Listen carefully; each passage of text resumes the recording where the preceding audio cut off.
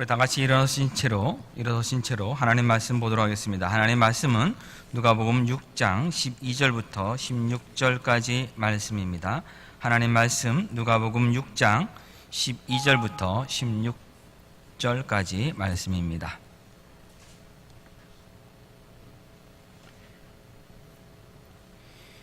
이때 예수께서 기도하시러 산으로 가사 밤이 새도록 하나님께 기도하시고 밝음에 그 제자들을 부르사 그 중에서 12를 택하여 사도라 칭하셨으니 곧 베드로라고도 이름을 주신 시몬과 그의 동생 안드레와 야고보와 요한과 빌립과 바돌로메와 마테와 도마와 알페오의 아들 야고보와 셀롯이라는 시몬과 야고보의 아들 유다와 예수를 파는 자 될 가롯 유다라. 아멘. 작성해 주시길 바랍니다. 여러분들이 성경을 읽어 나가시면서 그러므로 또는 이때에 이런 단어가 나오면, 말이 나오면 바로 그 앞부분으로 반드시 가셔서 읽으신 다음에 그 부분을 다시 읽기 시작하셔야 합니다. 오늘 본문도 이때라는 말로 이렇게 시작을 하고 있기 때문에 그 앞부분으로 우리가 가야만 합니다. 이때라고 하는 것, 어떤 시기를 의미하는 겁니다. 어떤 정확한 시점을 의미하는 것이 아니라 이 시기에, 이러한 시기에라는 뜻을 가지고 있습니다. 그러면 그러한 시기가 언제냐면 11절 말씀입니다. 그들은 노기가 가득하여 예수를 어떻게 할까 하고 서로 의논하니라. 예수님에 대해서 노기를 품고 있고 화를 내고 있고, 그래서 예수님을 어떻게 할 것인가 서로 의논하기 시작하는 시기에, 그런 시기에, 그러면 그들이 누구냐면 바로 바리새인들과 서기관들입니다. 이 바리새인들과 서기관들은 유대인 사회에서 지도층에 해당되는 사람들입니다. 그들이 예수님을 미워하는 것이 점점 심해져서 어떻게 할 것인가 의논하기 시작했다는 것입니다. 그들이 점점 예수님을 대적하기 시작하는 것을 누가복음은 자세하게 보여주고 있습니다.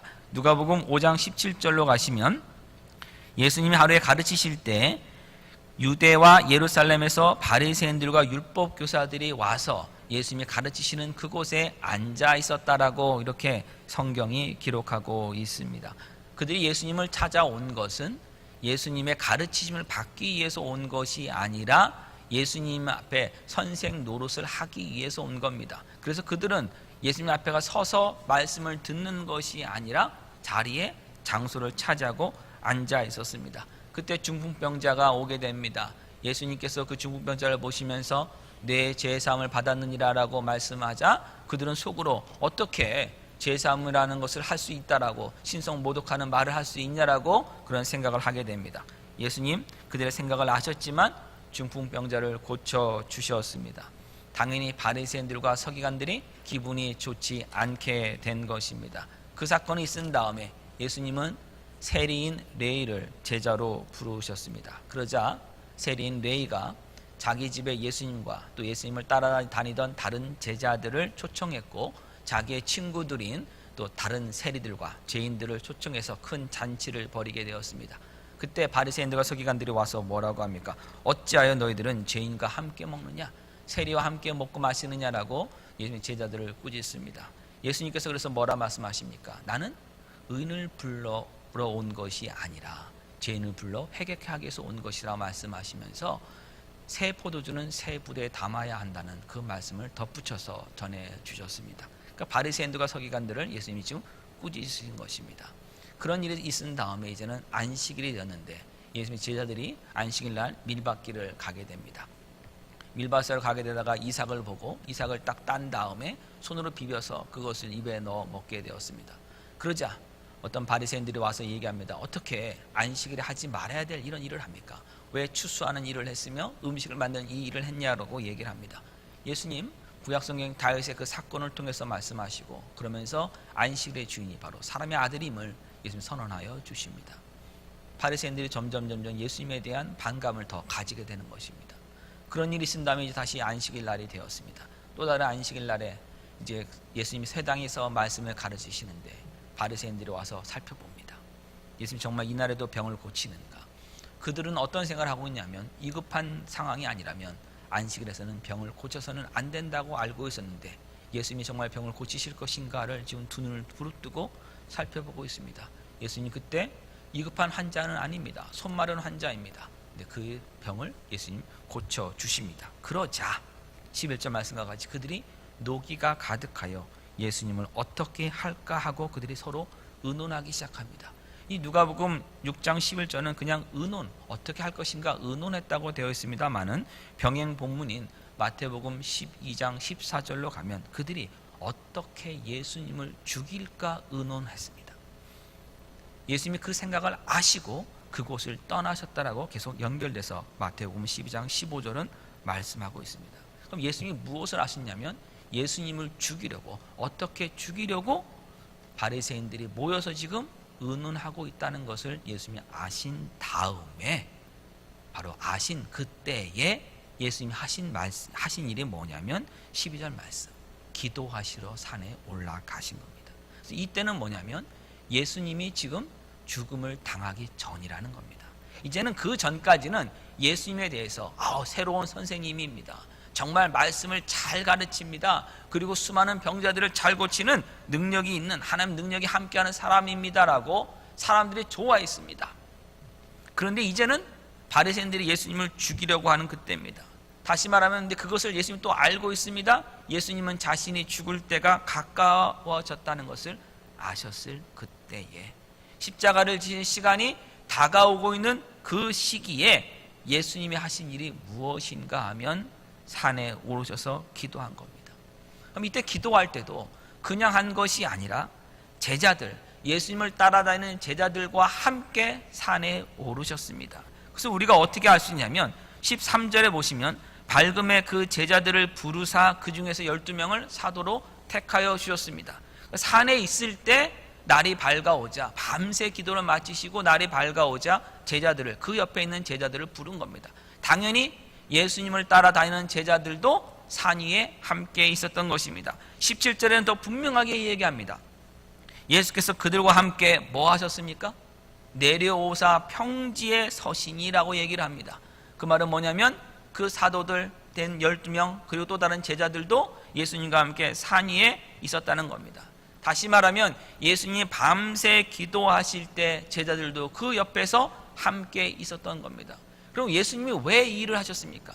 제자들에게 기도의 중요성을 알려주시기 위해서, 그리고 무엇인가 중요한 일이 있을 때 정말 이러한 시기에 자신을 대적하고 자신에게 위기가 다가오고 정말 중요한 선택의 순간이 왔을 때 무엇을 해야 하는지를 제자들에게 몸소 보여주시기 위해서 제자들과 함께 산에 가셔서 밤새 기도하시는 것을 보여주신 겁니다.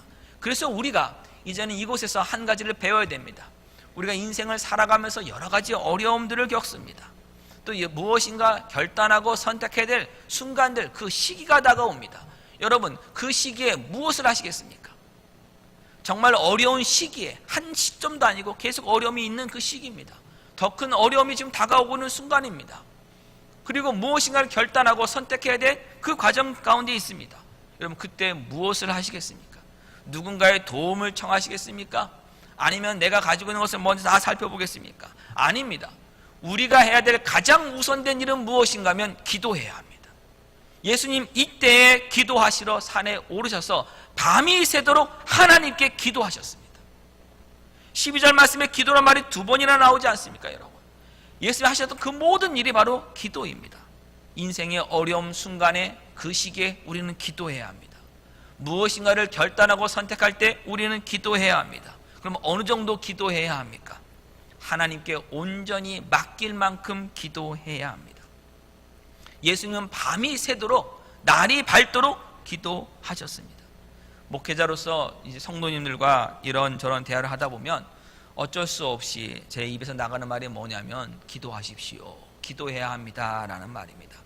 사실 상담을 하러 오시는 분들이나 저에게 뭔가를 여쭤보러 오시는 분들, 이야기를 나누고 싶어 오신 분들이 원하는 답이 아닐 가능성은 굉장히 큽니다. 왜 그런가 하면 저도 예전에 다른 목사님들한테 가서 제가 청년회 때 뭔가 얘기할 때 그분이 기도해야지 그러면 그렇게 듣기가 싫었습니다.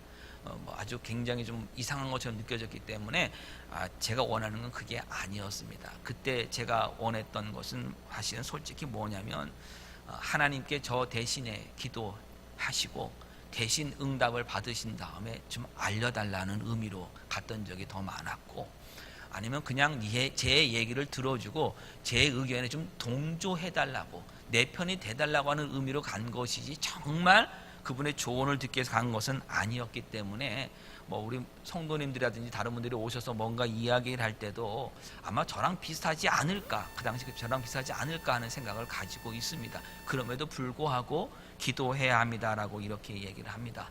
그러면 기도하라고 얘기를 하면은 또 그분이 보통 어떻게 얘기하냐, 저도 옛날에 그랬다는 것을 알려드리면서 말씀합니다. 제 경험은 저도 기도합니다. 네, 기도하죠. 밥 먹을 때도 기도했고요. 그리고 가끔씩 생각날 때마다 어려운, 하나님 이 문제 좀 해결해 주십시오라고. 하나님 다 아시죠? 제가 뭘 필요한지 다 아시죠? 예수님의 이름으로 기도합니다. 아멘. 네, 이렇게 기도한 적 분명히 저도 있었습니다. 그러나 사실 그거는 엄밀한 의미에서 보자면 기도이긴 맞습니다만, 그렇다고 기도를 정말 했다라고 말하기도 사실 부끄러운 것입니다. 기도를 아예 하지 않는 것보다는 분명히 나은 것입니다만, 정말 그 문제를 놓고 하나님 앞에 매달린 기도를 하진 않은 겁니다. 예수님 보십시오. 밤이 새도록 기도하셨습니다. 철학 기도를 하신 겁니다. 그러니까 이렇게 어떤 문제를 놓고 기도할 때 하나님께 계속 나가서 기도하는 것이 중요합니다. 어떤 분들은 얘기합니다. 성경에 중언부언하지 말라고 하지 않았습니까? 어떻게 같은 말을 계속 구합니까? 여러분, 성경에서 중언부언하지 말라는 것은 뭐냐면 의미도 없는 말을 반복해서 하지 말라는 겁니다. 다시 말하면 주문 같은 겁니다. 주문 같은 것을 계속 외우지 말라는 거예요. 뭐 열려라 참게, 열려라 참게, 열려라 참게, 열려라 참게 계속 이렇게 하지 말라는 겁니다.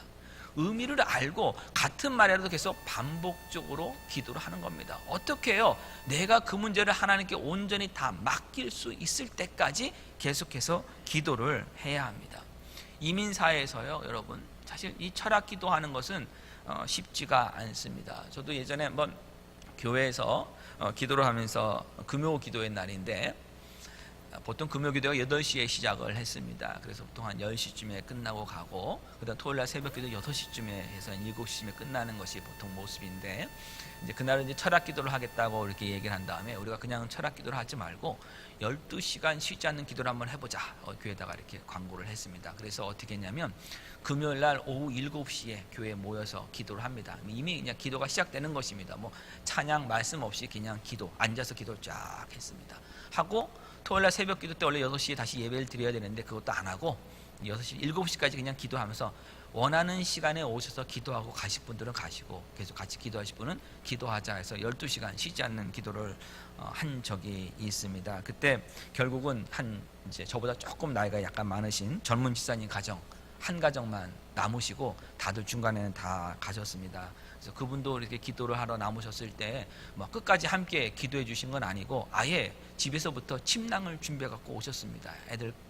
애들하고 같이 옆에 방에서 침낭을 깔고 자면서 틈틈이 이렇게 문을 열고 예배당으로 들어온 겁니다. 제가 기도 열심히 하고 있나 안 하고 있나 이렇게 확인해 주시러 온 겁니다. 근데 여러분, 그게요, 기도할 때 굉장히 사실 힘이 됩니다. 누군가가 옆에서 그냥 잠을 자고 있어도 그거 굉장히 힘이 됩니다. 제가 그때 그 순간에 뭘 결국 알게 됐냐면, 예수님이 겟세마네 동산에서 기도하실 때 제자들이 자고 있었잖아요. 우리는 제자들을 보고 막 뭐라고만 생각하잖아요. 어떻게 잘 수 있느냐라고. 근데 예수님이 왜 제자들을 그곳에 데리고 가셨을까요? 그들이 피곤한 거 아시겠습니까? 모르시겠습니까? 아시잖아요. 그래도 자고 있으면 와서 그냥 야, 또 기도해라 한 번 정도 하면 끝나야 되는 건데 오셨잖아요. 그럼 뭐냐면 예수님도 그들이 함께 있는 것이 힘이 되었기 때문이에요. 그러니까 기도할 때 누군가 옆에서 같이 있어준 것에도 굉장한 사실은 도움이 됩니다. 그래서 아무튼 그렇게 기도를 했는데, 철학 12시간 하고 나니까 아침에 먹고 나서부터 문제가 발생했습니다. 뭐가 안 되냐면 일상적인 생활이 정상적으로 잘 되질 않습니다. 머리가 무겁습니다. 근데 점심을 또 이제 먹고 나니까 그때부터는 문제가 더 심각해졌습니다. 막 졸음이 쏟아지기 시작하는데, 그때 자면은 주일 예배가 타격을 입습니다. 왜냐면은 분명히 점심 먹고 자면은 저녁 늦게 일어날 것이고, 그러면 그때 잠이 안 올 거 아닙니까? 그럼 또 밤을 또 새야 됩니다. 물론 기도하면서 셀 수는 있습니다만은 그 다음날 주일 예배를 드릴 때는 비몽사몽에 올라갈 수밖에 없는 것입니다. 그래서 그때 이제 결심한 것이 뭐냐면, 정말 심각하고 하나님께서 이렇게 철학 기도를 해야 될 중요한 사건들을 말씀하시면서 기도하라고 한다면 그때는 하겠지만, 그렇지 않다면 일상적인 생활 가운데서 계속해서 꾸준히 하나님께 부르짖는 게 중요하다는 것을 그때 이렇게 알게 되었습니다. 근데 예수님은 지금 매우 중요한 일을 앞뒀기 때문에 지금 밤새 철야 기도를 하신 겁니다. 밤새도록 예수님이 기도하시면서 하셨던 일, 그 다음 일이 무엇인가 하면 12 사도를 택하신 거고, 17절부터 19절에는 병든 자들과 귀신 들린 자들을 고치시는 겁니다. 능력 있는 사역을 위해서, 그리고 제자들을 사도로 택하시기 위해서 예수님 기도하셨습니다. 특별히 예수님은 능력 있는 사역, 하나님 나라의 복음을 전하시기 위해서 했던 일이 뭐냐면 항상 기도하시는 것이었습니다. 누가복음 4장 42절로 가보겠습니다. 날이 밝음에 예수께서 나오사 한적한 곳에 가시니 무리가 찾다가 만나서 자기들에게서 떠나시지 못하게 만류하려 하매라고 합니다.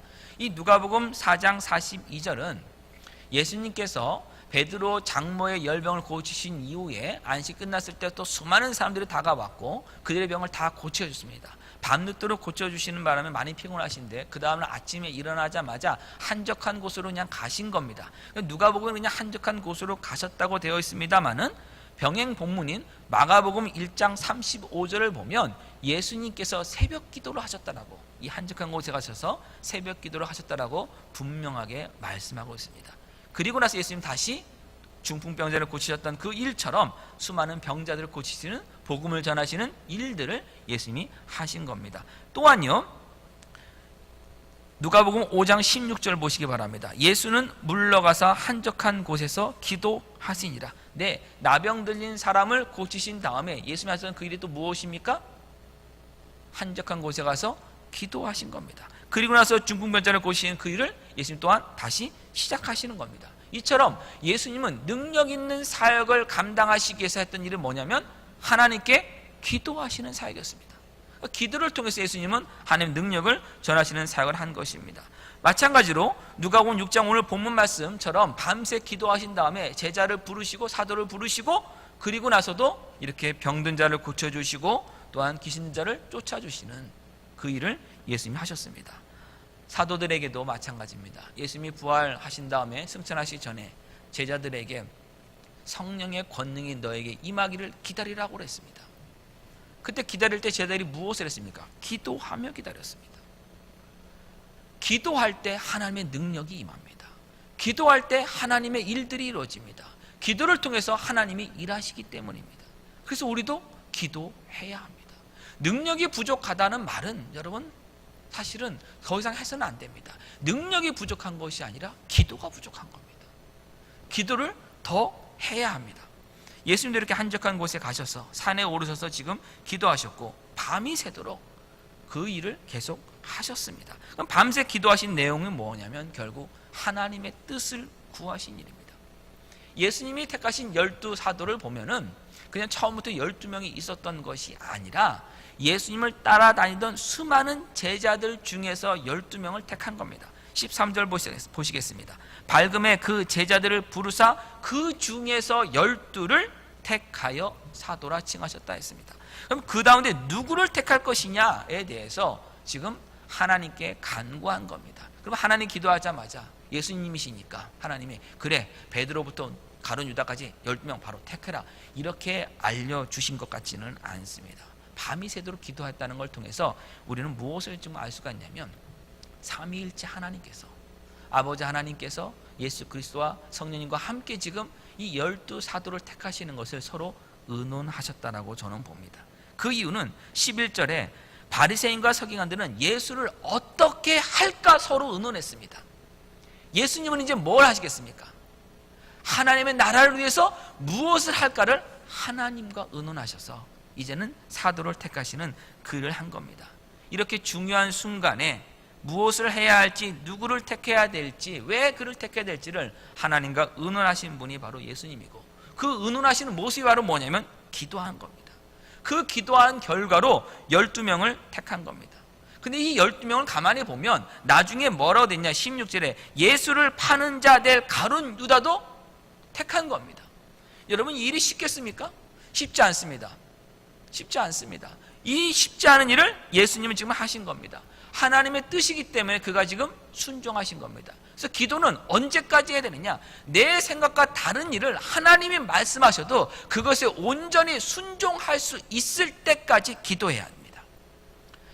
제가 예전에 섬기던 교회에 좀 기도할 문제가 생겨서 2달 동안, 2달 좀 조금 넘었습니다. 이 2달여 동안 매일 하루에 3차례 기도를 했습니다. 한 차례 할 때마다 그러니까 아침 새벽 기도, 그 다음에 오후의 기도, 그 다음에 또 밤의 기도 이렇게 3번 하는데 한 번 기도할 때마다 1시간씩 기도를 했습니다. 집에서 교회로 왔다 갔다 하는 왕복하는 시간하고 또 기도 마치자마자 잠깐 이렇게 차 한 잔 마시고 물을 마시고 이야기하다 보면은 한 번 갈 때마다 한 2시간이 그냥 금방금방 이렇게 지나가게 돼갖고요. 결국 하루에 6시간 정도를 기도하는 것에 이렇게 사용했던 적이 있습니다.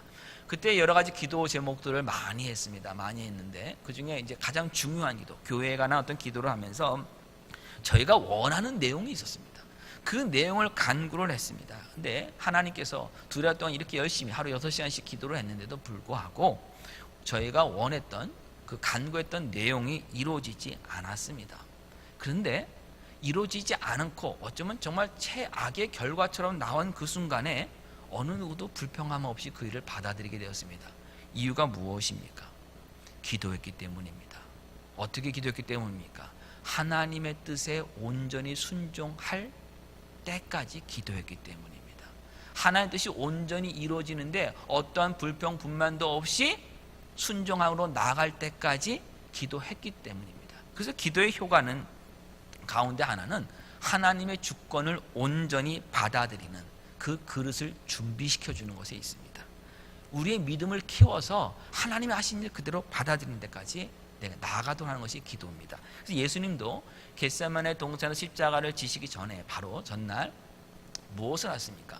밤에 가서 기도를 하셨습니다. 밤에 기도하셨습니다. 그 겟세마네 동산의 기도의 내용이 무엇이었습니까? 하나님, 만일 할만하시거든 마시는 이 잔이 그냥 지나가게 해주기 원합니다. 다시 말하면 제가 십자가를 지지 않아도 된다면 지지 않게 해 주시옵소서. 예수님의 간구는 뭐냐면 십자가를 지지 않을 수 있다면 지길 원치 않습니다가 예수님의 간구입니다. 그러나 만일 이것이 아버지의 뜻이라면 내 뜻대로 하지 마시고 아버지의 뜻대로 하옵소서로 예수님 끝나게 됩니다. 그래서 기도, 겟세마네 동산의 기도가 끝난 다음에 예수님 십자가 지시면서 얼굴 찡그리시지 않으셨습니다. 불평하지 않으셨습니다. 십자가를 지셨습니다. 해야 될 일을 하신 거예요. 기도의 결과가 자기 뜻이 아니라 아버지의 뜻이 다 맞습니다. 아버지 뜻대로 이루어집니다까지 온전히 내가 항복하기 위해서는 여러분 기도 충분히 하셔야 됩니다. 충분히 하지 않으시고 그냥 하나님 이거 문제 해결해 주십시오. 한두 번 지나가시 기도해놓고서는 목사님 저 기도했는데요 하나님 이거 안 해줬습니다. 전 실망하고 있습니다. 여러분 실망한다는 말 자체가 나온다는 것은 무슨 말이냐면 엄격히 말하면 기도를 그만큼 안 했다는 겁니다. 기도를 그만큼 안 했다는 거예요.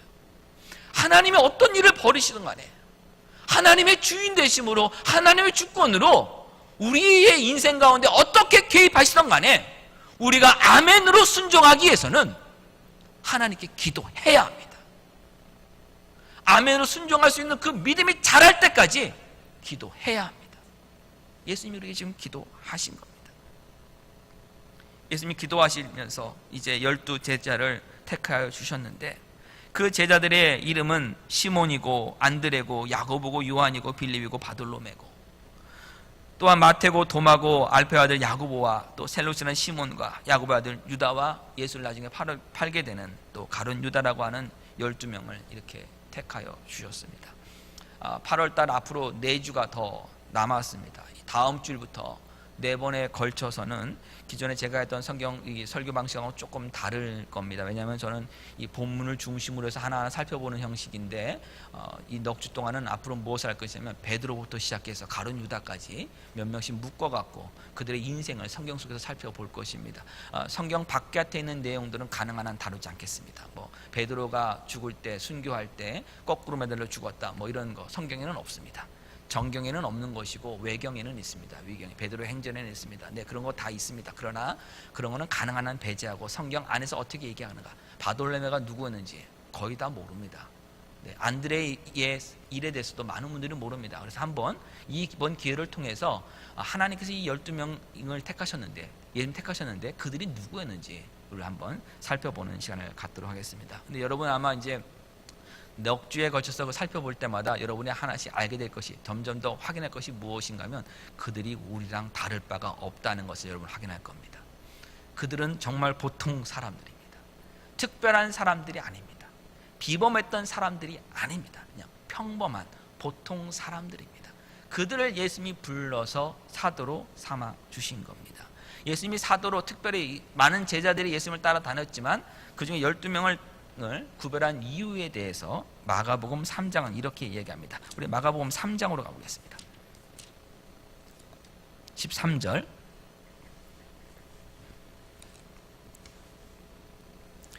또 산에 오르사 자기가 원하는 자들을 부르시니 나아온지라. 이에 12를 세우셨으니 이는 자기와 함께 있게 하시고 또 보내사, 이것이 사도라는 말의 시작입니다. 전도도 하며 귀신을 내쫓는 권능도 가지게 하려 하심이러라. 이 12를 세우셨으니, 그러면 이 12는 뭐냐면 예수님과 항상 함께 있는 사람들. 그리고 함께 있다는 것은 뭐냐면 예수님으로부터 직접 가르치심을 받는 사람들, 더 많은 것을 배우는 사람들이라는 뜻도 가지고 있습니다. 또한 그냥 배우는 끝나는 것이 아니라 그들을 보내서 뭐 하게 하신다고요?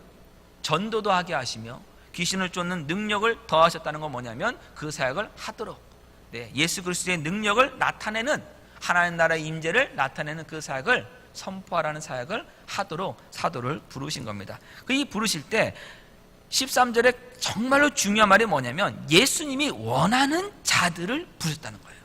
이게 중요한 겁니다. 자원에서 나온 게 아니라 택함을 받는 겁니다. 가끔씩 이런 소리를 듣습니다. 어떤 교회에서 만약에 어떤 사역을 맡기면 이런 얘기를 합니다. 목사님, 제가 뭐 손 들고 자원에서 나온 거 아니지 않습니까? 이렇게 얘기합니다. 네, 맞습니다. 자원에서 나오는 게 아닙니다.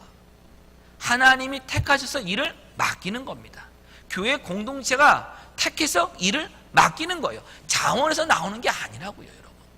자원에서 나오면 어떻게 되냐면 내가 원하면 하고 원하지 않으면 안 해도 된다는 그 인식을 갖게 됩니다. 그러나 그것이 아니라 하나님이 원하셔서 택하는 겁니다. 사도는 하나님이 예수님이 원하는 자를 예수님이 택하신 겁니다. 그래서 사도행전 1장으로 한번 가보십시오, 여러분. 사도행전 1장 21절.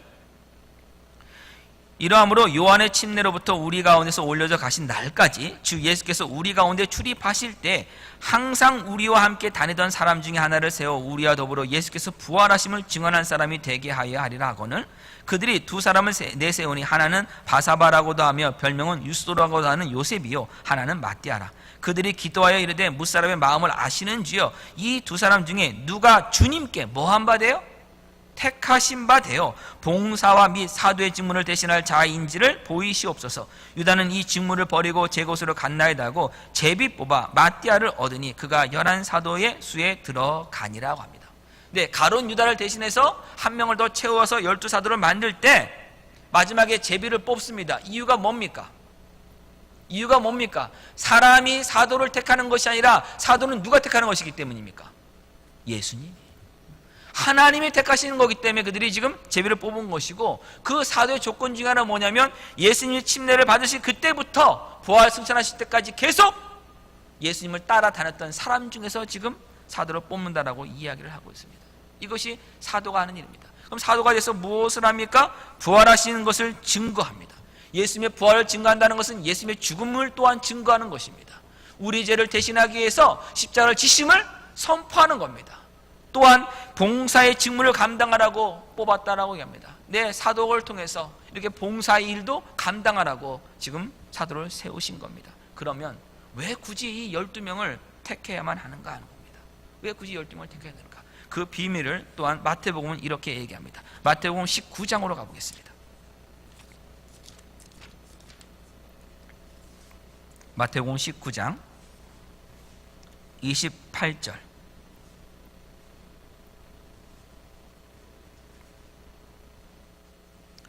마태복음 19장 28절.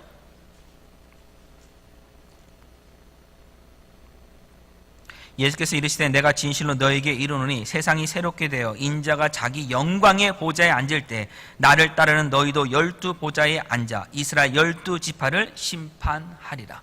그럼 사도의 역할이 무엇입니까? 이스라엘 12지파를 심판하는 겁니다. 누구와 함께? 예수 그리스도와 함께. 예수 그리스도가 지금 영광의 보좌에 앉아 있습니다. 왕으로 통치하고 계십니다. 근데 그 보좌에 12보좌에 누가 같이 앉아 있습니까? 사도가 같이 앉아 있습니다. 예수 그리스도와 함께 통치하는 사람으로 사도가 있는 것입니다. 다시 말하면 이스라엘이라고 하는 그 나라가, 그 민족이 하나님의 택하신 민족으로서 복의 통로가 되는 사명, 이방의 하나님의 빛들을 전해주는 사명을 감당해야 하는데 그 일을 감당하지 못하고 종교적 생활만 가득하고 있었던 그들을 심판하시는 도구로 바로 사도를 세운 것입니다. 그래서 12사도를 세우신 거예요. 새로운 이스라엘, 예수 그리스도를 통해서 새로운 하나님 나라가 임하였음을, 하나님 나라가 완성되고 있음을 누굴 통해서? 이 12사도를 시조로 해서 수많은 믿음의 사람들을 통해서 예수님이 새로운 이스라엘을 일으킬 것임을 말씀하여 준 것이 바로 12사도를 세우신 가운데 있습니다. 그래서 저와 여러분도 마찬가지입니다.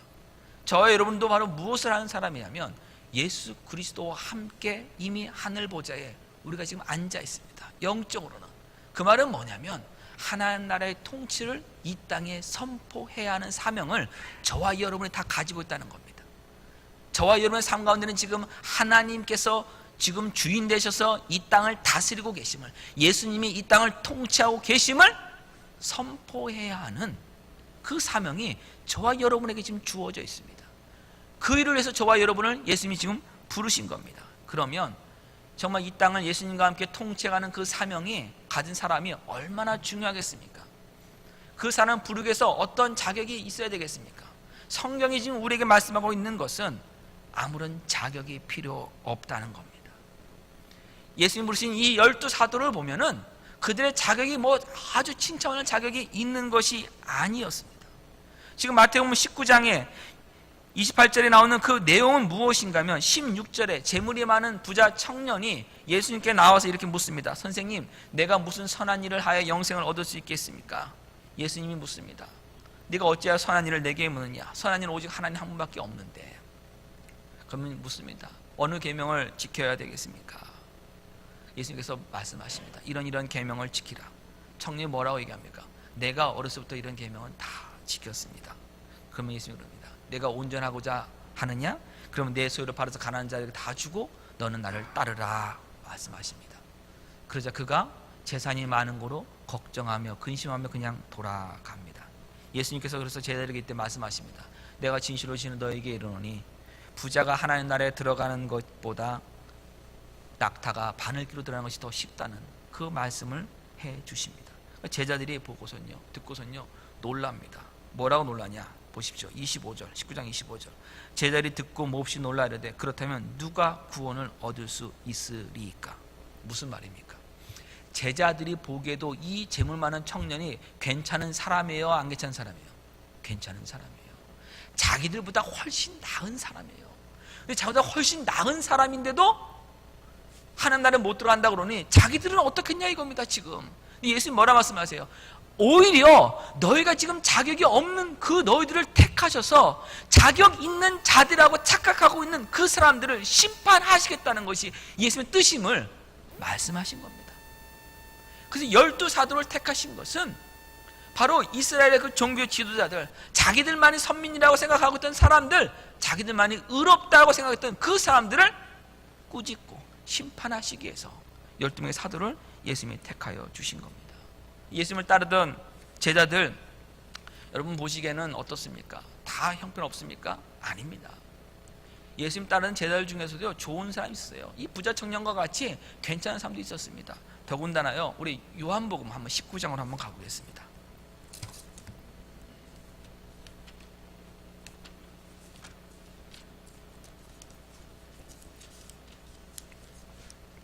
요한복음 19장 38절.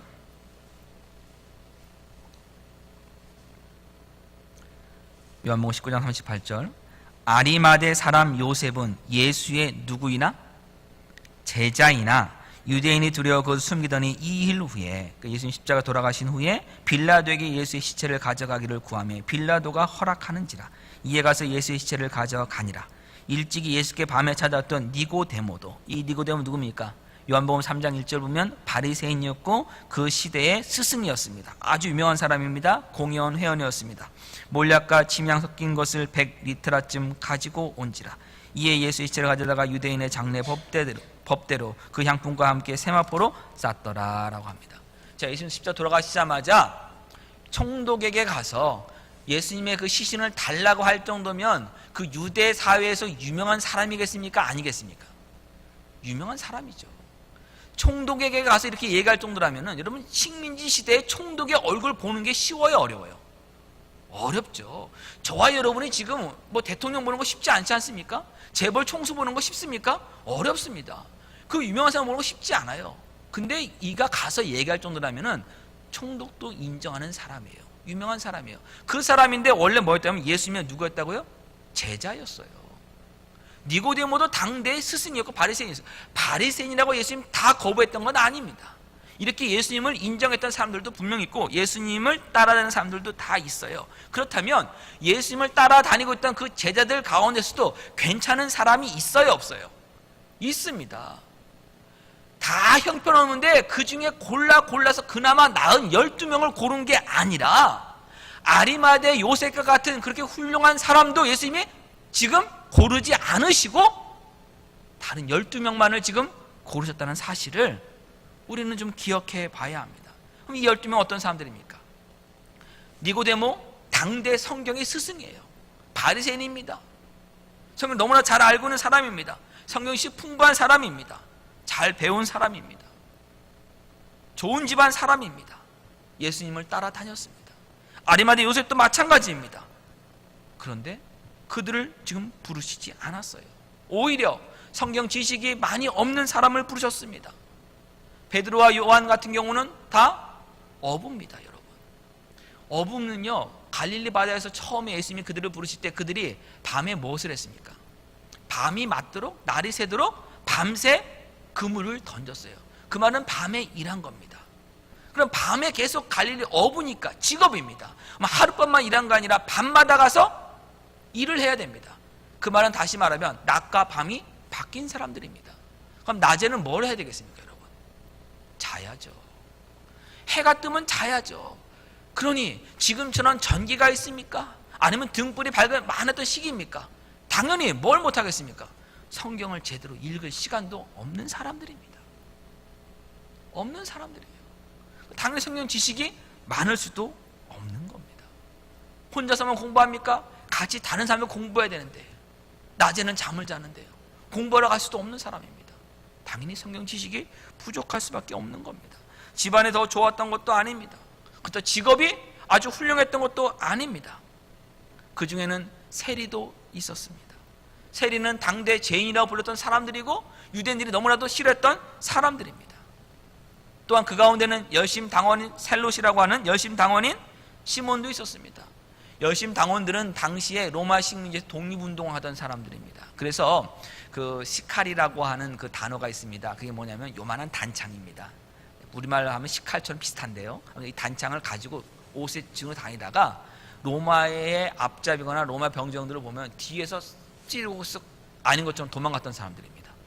그런 테러리스트들이에요, 쉽게 말하면. 근데 그가 지금 예수님의 제자 됐어요. 그러면 예수님의 제자 가운데 세리가 있었습니다. 로마의 앞잡이처럼 보여지는 세리가 있었고요. 그럼 이 여심당원이 있는 사람이 이 세리를 볼 때마다 마음이 어떻겠습니까? 서로 간에 굉장히 불편할 수밖에 없는 것입니다.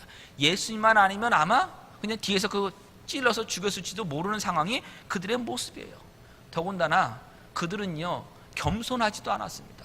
서로 높은 자리에 가겠다고 맨날 길 가면서 서로 다퉜어요. 내가 더 낫다, 내가 더 낫다, 내가 더 예수님의 오른편에 있겠다고 서로 다퉜던 사람들입니다.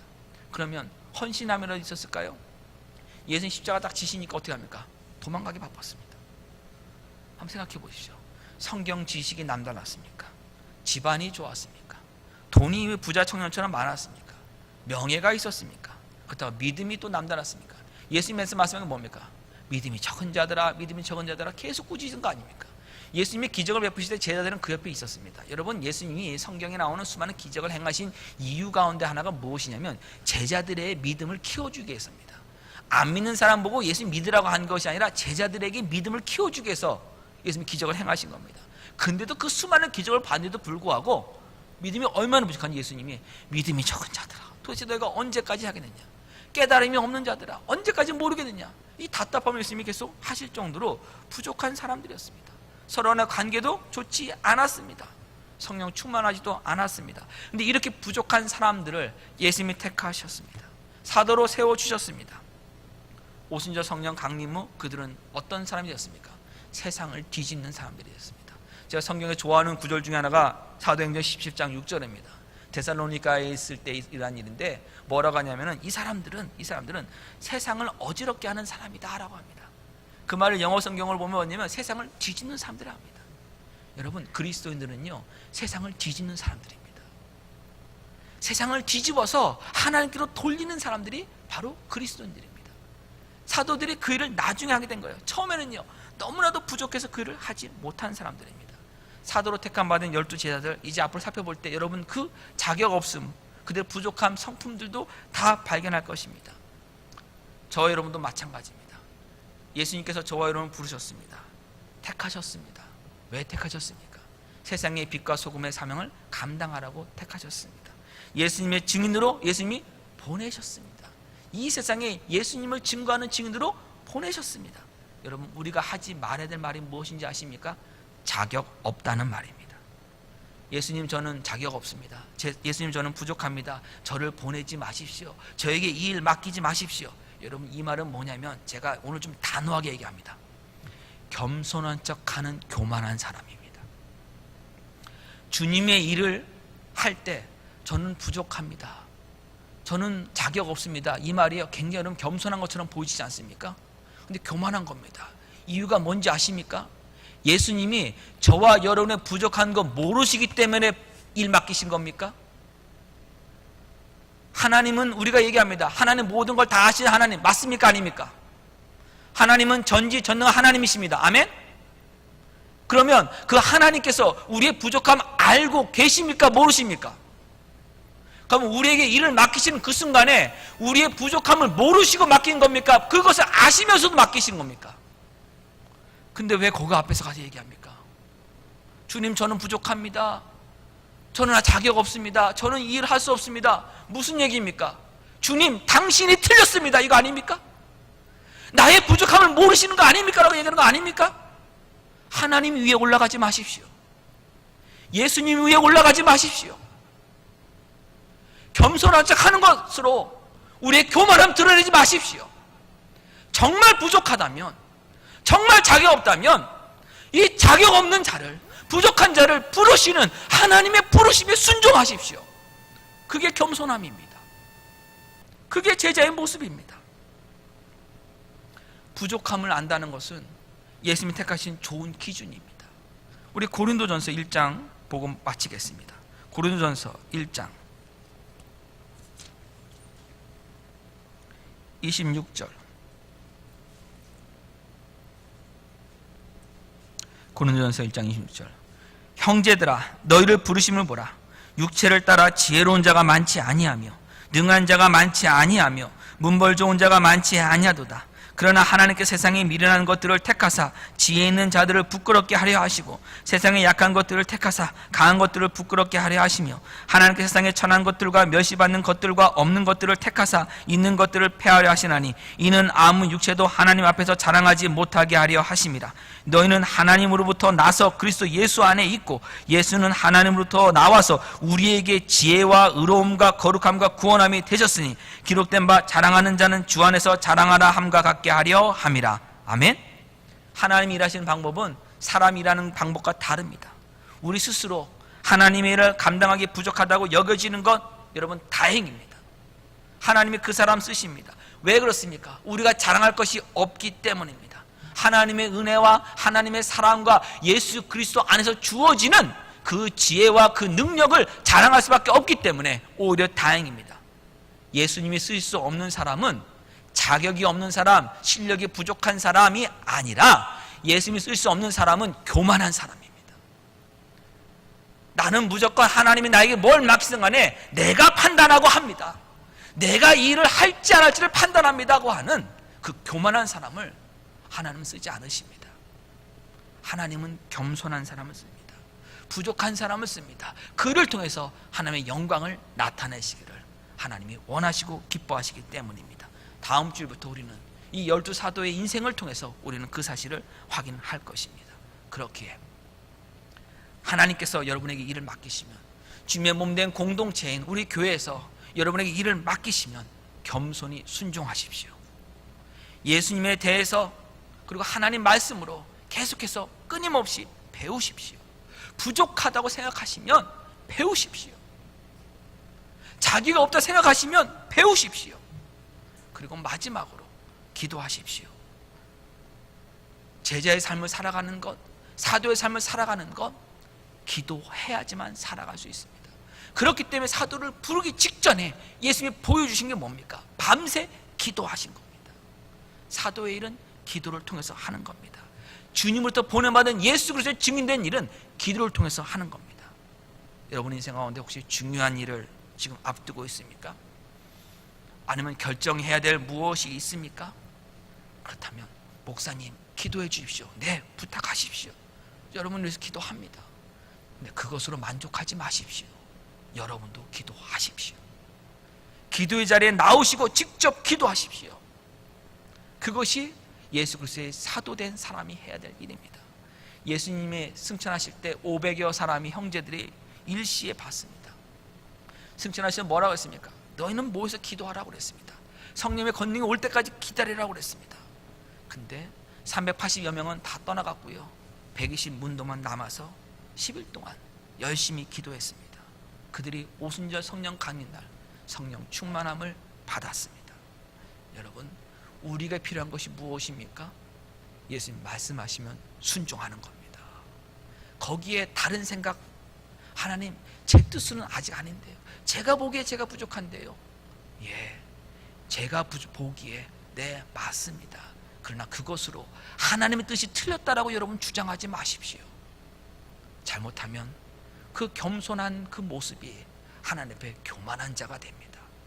진정한 겸손은 무엇입니까? 하나님이 맡기시면, 주님의 몸된 공동체 형제 자매들이 함께 기도하며 맡기면 그 일에 순종하는 것이 진정한 겸손입니다. 부족합니다. 자격이 없습니다. 더 이상 여러분 말씀하지 마시고 이제 하나님 말씀에 순종하시길 바랍니다.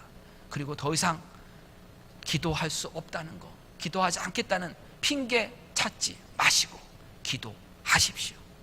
그것이 바로 제자의 삶입니다. 하나님만 자랑하는 일, 하나님의 영광이 나타나는 일, 하나님의 부르심에 온전히 순종하며 말씀을 통해 예수 그리스도를 배우며 기도의 삶을 통해서 이 세상에 증거됩니다. 하나님 저와 여러분에게 그 일을 하라고 부르셨고 택하셔서 이 자리에 있게 하셨습니다. 하나님의 부르심과 예수 그리스도의 택하심에 기쁨으로 순종하시는 삶 사시길 주님의 이름으로 간곡히 부탁드립니다. 기도하겠습니다. 하나님 은혜 감사합니다.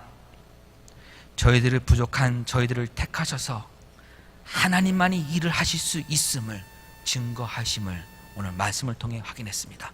하나님 이제 부족하다고 자격 없다고 그냥 뒤로 빼는 삶이 아니라 진정한 겸손함으로 하나님이 부르시고 맡기신 일에 기도하며 순종하는 저희 모두가 되게 하여 주셔서 저희들의 생애가 하나님의 일이 이루어지는 터전되게 하여 주시고 하나님 나라가 임한 곳 되게 하여 주시옵소서. 하나님 이제 겸손히 순종하는 믿음의 삶 살아가겠다고 결단하오니 이 결심 예수 그리스도 만나는 그날까지 변치 않도록 성령님을 통해서 붙들어 주시고 날마다 확인시켜 주시고 도와 주시옵소서. 예수님의 이름으로 기도합니다. 아멘. 네, 우리 이 시간에